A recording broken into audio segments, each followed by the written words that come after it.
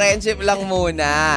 Tapos kailangan makuha mo muna yung talagang tiwala niya sa'yo, di ba? Magandang foundation yan, di ba? Sa mga lalaking nakikinig sa atin, kahit naman dati yung kala Maria Clara pag nililigawan, di ba? Susuyuin muna ang buong pamilya, magsisibak ng kahoy, ganyan. Para naman makuha mo yung matamis ng oo, di ba? So ikaw, nung una mong nakita nung pumasok si Sholane sa Manix Fam, ano yung naging impression mo sa kanya kagad? Gusto ko na po agad makipagkilala sa kanya kasi ang bait. Paano? Gusto mo makipagkilala kasi parang ang bait ng mukha. Opo, tas kunyari, TikTok kunyari, pero ayun, medyo papansin na ako sa kanya. Oh! Ikaw naman, Sholane. Ako kabaliktaran actually. Alam mo, opposite attracts, di ba? Yes. O, ba't ka baliktaran? Nung unang kita ko po sa kanya, feel ko po hindi ko po siya makaka-close. Akala ko hindi mapagkakatiwalaan. Grabe ka naman, Sholane. Oo. Sobra naman yun. Nananakit ka naman. Yeah, feeling mo, hindi mo siya makaka-close. Hindi ko po Bakit? makaka-close. Ano po kasi siya, parang kapag kasama niya po yung mga friends niyang boys, syempre loud. Ah, Parang hindi po siguro ako Parang ganun. maangas Yes, sila, parang ganyan. Hindi po ako ganun, I'm not into that person po, na mga ganyan, mga loud sobra kapag nasa public place. Eh, parang dito naman ngayon, nakaharap ko si Keith. Parang Yes po di, yung, nung di ko naman nakitaan ng maangas. Parang ang tahitahimik, mabait naman. ayun na nga po, nung naging close po kami, tapos naging ganyan po yung personality niya po, dun ko po napagtanto na baliktad po pala, makaklose ko po pala talaga siya. Oh, gano'n naman pala din eh. O, ano masasabi mo na parang ang dating binago ni Sholane si Keith, di ba? Oo. Kasi di ba, parang maangas, nung naging close kayo, parang tumone down si Keith. O, ano masasabi mo doon?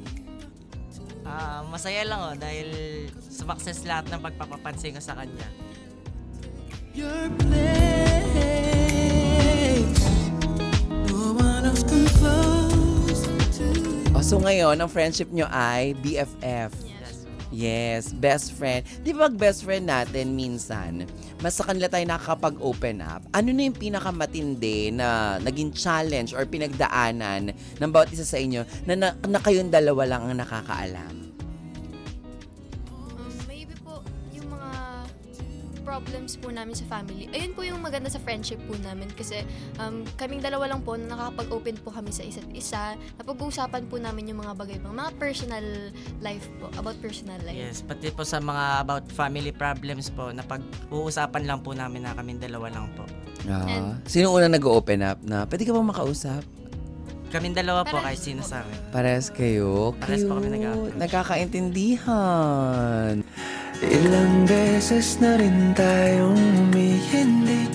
Okay, sa layo na ng narating nyo, pero malayo na, pero malayo pa. Ngayon, 'di ba? First time nyong masalang sa radio guesting, 'di ba? Yes, po. Syempre kailangan yung teamwork nyo bilang Keithlane nandiyo diyan, 'di ba? Anong mensahe mo para kay Sholane at ang mensahe mo rin kay Keith sa nangyaring ito na maganda to ha kasi parang slowly pinapakilala na kayo sa industry. Hindi na lang TikTok, 'di ba, ng presscon o go mag-message ka kay Sholane. BFF, gusto ko lang sana sabihin sa'yo na sana mas patatagin pa natin yung pagkakaibigan natin. Sana kahit anuman problema ang dumaan, sana hindi ito basta-basta mawawasak yung pagkakaibigan natin na binuo natin. Nung iyo ako, Ayun, ikaw naman.